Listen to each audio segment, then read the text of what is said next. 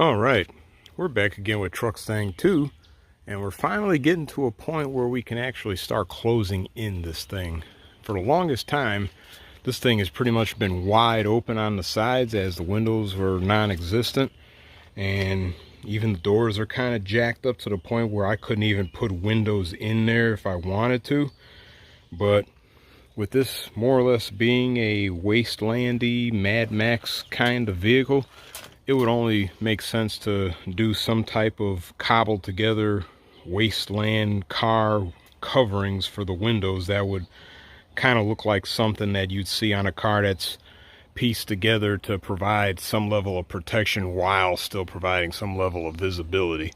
So the first thing we're really going to be starting with is, well, the side doors, because, well, those are actually hanging wide open.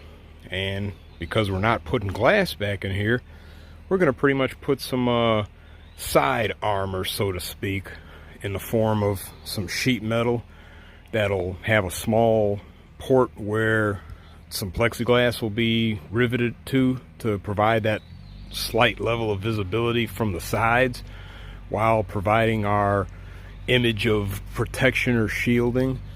And in order to do that, I'm going to have to start off by welding a windowsill of sorts on top of the door so I can have a good solid spot to build on top of. And using some scrap iron, I'll be welding that sill all the way from the front to the back. So once we get that all said and done, then I can go ahead and use some scrap tubing, mostly conduit, to make the window frame that'll follow the contours of the A-pillars in the roof and the side window, so we can have our basis to start with. I'll probably go ahead and add a couple more reinforcement pieces of metal afterwards just as well. Here I'm welding in some extra tubing that'll make up the basis of our window frame for the plexiglass.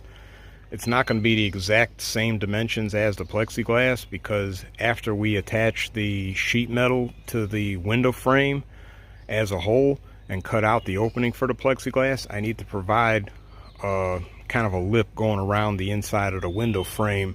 Okay, our next course of action is going to be to build our plexiglass fold down window. This thing will fold down to the inside and drape across the door on the inside in the open position, and then hinge back up and latch in place in the closed position. Building this thing will consist of using a piece of square metal tubing that I drilled multiple holes in, big and small, in order to put rivets in from the plexiglass side into the metal tubing. I'll be using washers in order to help distribute force around the holes on the plexiglass so we can hopefully prevent cracking on the plexiglass. Unfortunately, I did chip the corner drilling a hole right here, so the washer is going to actually do double duty in helping to hold that plexiglass in place on that end of the metal tubing. I'll also be riveting in some hinges on our corners or on our ends of the metal tubing, and then securing those hinges with self-tapping screws to the metal frame to help complete that part of the fold down window. As for the latching part, well, I'll get back to you when I figure that one out.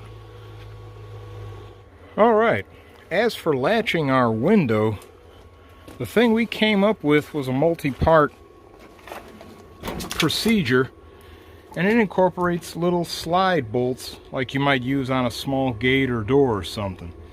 In order to make this work as effectively as possible, what I ended up doing was using the slide bolt plate as a template, drilled the 4 holes on both corners, drilled the holes through, then went ahead and cut a thin piece of sheet metal that I also drilled 4 holes in to use as a washer or a back plate of sorts, to be able to rivet the slide bolt to the plexiglass and do so in a solid enough manner that the thing can be cycled without putting any undue stress on the corners of the plexiglass.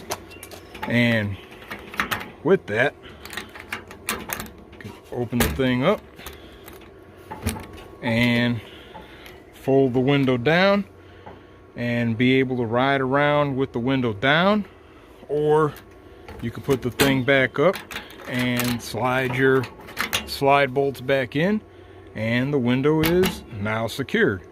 So with that all said and done, we have our window, our door frame, or window frame that is, all welded up. Might do a little more touching up in some of these extra spots just to give some more adhesion between the pieces of metal. But with that, I'm gonna go ahead and get the other door whipped up in pretty much the same way as this, so we can go ahead and have that part of the project all done. So in this case, rather than duplicating the same work you already seen, this will be a big standby. Okay, the final thing we need to do as far as our windows are concerned is, well, install some form of a windshield.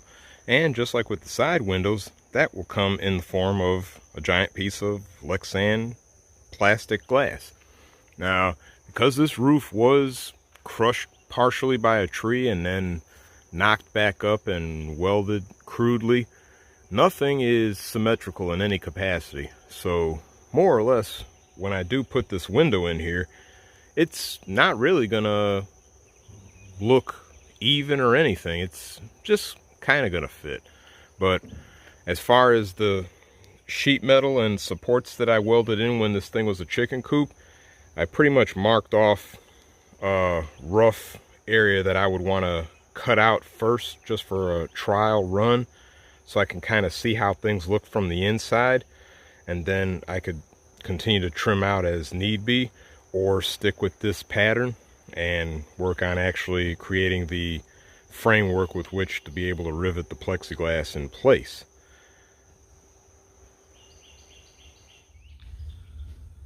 Where our camera currently sits is pretty much where my eyeballs are going to be looking. Our A-pillars create rather large blind spots, but if you're a good enough driver, you could actually make this work as far as if you were to actually drive this thing on the street. But because this is not going to be a street car, it's really not going to matter.